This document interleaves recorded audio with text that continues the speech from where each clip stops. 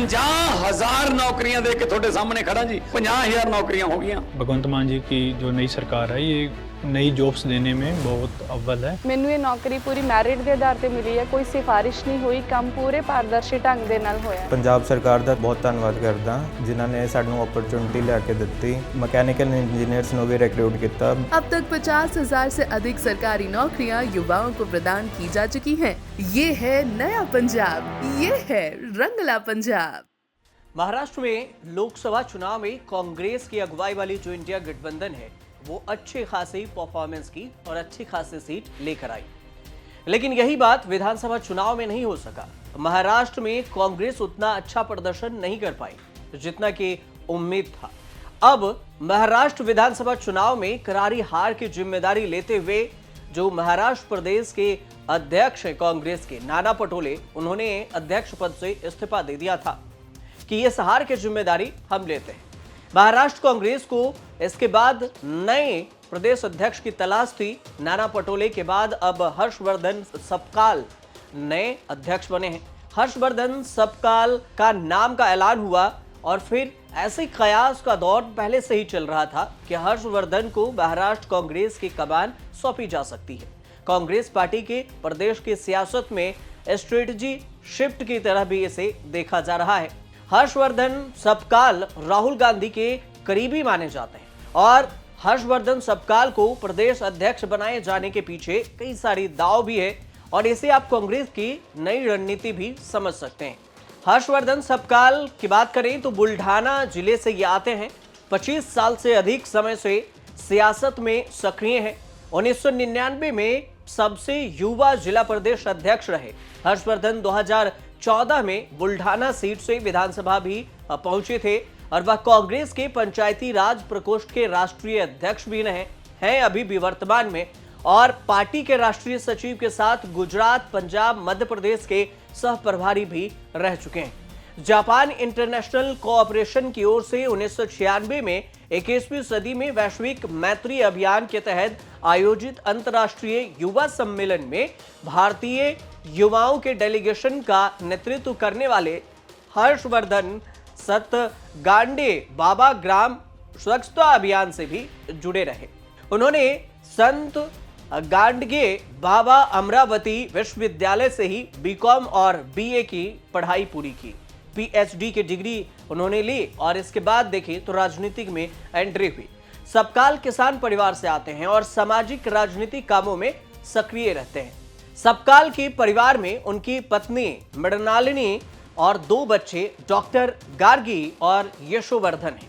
इसके अलावा अगर इनके राजनीतिक जीवन को देखा जाए तो हर्षवर्धन सपकाल राजीव गांधी पंचायत राज संगठन के राष्ट्रीय अध्यक्ष रहे और राष्ट्रीय और राज्य स्तर पर अलग अलग कांग्रेस कार्यक्रम में भी हिस्सा लिया, भाग लिया करते थे। इसके अलावा सपकाल को गांधी परिवार का बेहद ही करीबी माना जाता है, विश्वसनीय भी हैं, इन पर भरोसा भी किया जा सकता है। यही वजह है कि इन्हें महाराष्ट्र का प्रदेश अध्यक्ष बनाया गया। महाराष्ट्र विधानसभा चुनाव में कांग्रेस को बड़ा झटका लगा था। 288 सीटों वाली विधानसभा चुनाव में सिर्फ 16 सीट कांग्रेस लेकर आई थी और इसके बाद से ही नाना पटोले के नेतृत्व पर सवाल उठ रहे थे और इस हार के बाद से ही उनके इस्तीफे की अटकलें लगाई जा रही थी। हालांकि लोकसभा चुनाव में कांग्रेस ने 48 में से 13 सीटें जीती थी और इससे उम्मीद थी कि विधानसभा चुनाव में बेहतर प्रदर्शन होगा, लेकिन ऐसा कुछ हुआ नहीं। कांग्रेस पार्टी ज्यादा अच्छी नहीं कर पाई और न ही महाविकास आघाड़ी वहां गठबंधन में कर पाई।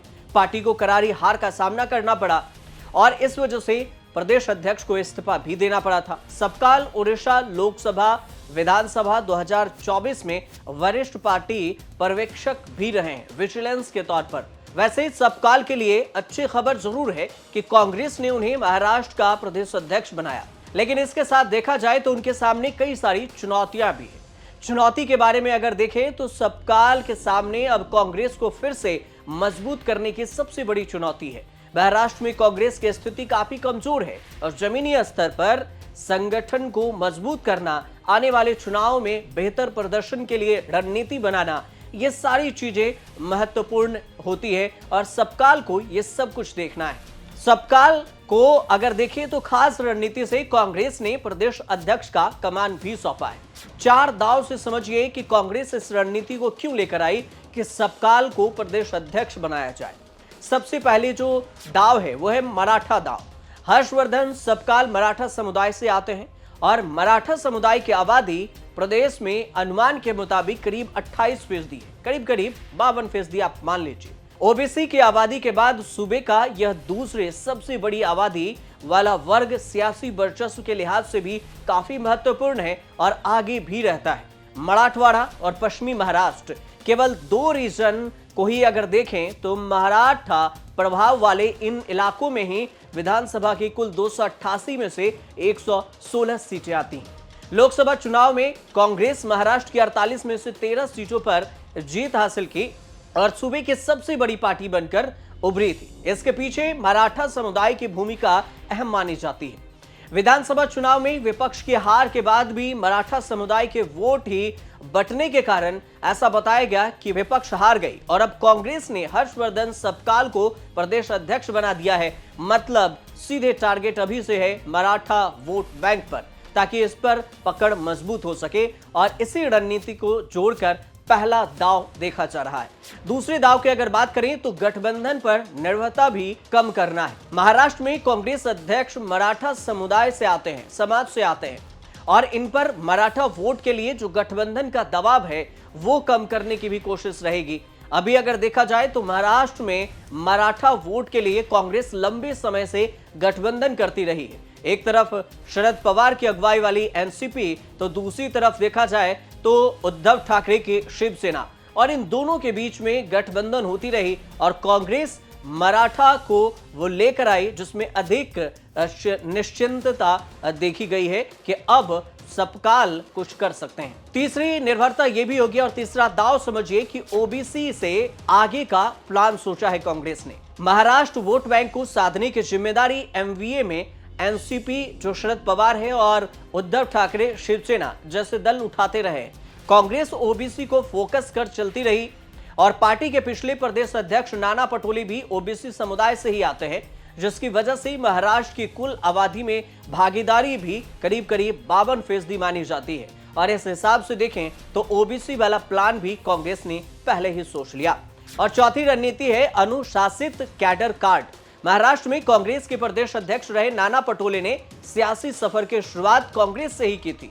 2009 के आम चुनाव में देखें तो वह पार्टी से बगावत कर बतौर निर्दलीय ही गोंदिया भंडारा सीट से प्रफुल्ल पटेल के खिलाफ चुनावी मैदान में उतर गए और बाद में बीजेपी के टिकट पर उन्होंने चुनाव लड़ा और नाना ने 2014 के चुनाव में प्रफुल्ल पटेल को पटकनी दी। 2018 में वह बीजेपी छोड़ दिए और फिर कांग्रेस में शामिल हो गए और फिर कांग्रेस के हाथ में विधानसभा में कुछ ज्यादा खास परफॉर्मेंस नहीं दे पाए और अब उन्होंने इस्तीफा दे दिया।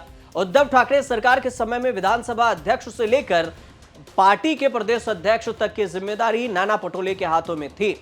अब कांग्रेस ने हर्ष सबकाल को प्रदेश अध्यक्ष बनाकर कार्यकर्ताओं को एक संदेश दिया है। अब अंत में यह भी आप समझ लीजिए कि महाराष्ट्र की रणनीति ये तो दांव हो गया कांग्रेस का, लेकिन देखना दिलचस्प ये होगा कि सबकाल किस तरह पार्टी को एकजुट करते हैं और नया नेतृत्व प्रदान करते हैं। सवाल यह भी है कि क्या वे कांग्रेस को फिर से प्रमुख राजनीतिक ताकत बना पाएंगे, और यह तो आने वाला वक्त में ही बात पता चलेगा कि सबकाल कितना कांग्रेस के लिए फायदेमंद होते हैं। लेकिन उनके सामने चुनौतियां कम नहीं है। राज्य में बीजेपी और शिवसेना जो शिंदे गुट है उसका गठबंधन है, एनसीपी का भी गठबंधन है। ऐसे में कांग्रेस को अपनी खोई हुई जमीन वापस लाने के लिए कड़ी मेहनत करने की जरूरी है और सबकाल के अनुभव और फिर इनकी जो सोचने नेतृत्व क्षमता है उस पर कांग्रेस को पूरा भरोसा है। आगे के लिए आगे की रणनीति कैसे बनती है इस पर बातचीत होगी और इस पर कोई खबर आएगी तो हम आपको जरूर बताएंगे। फिलहाल आप देखते रहिए न्यूज़ तक।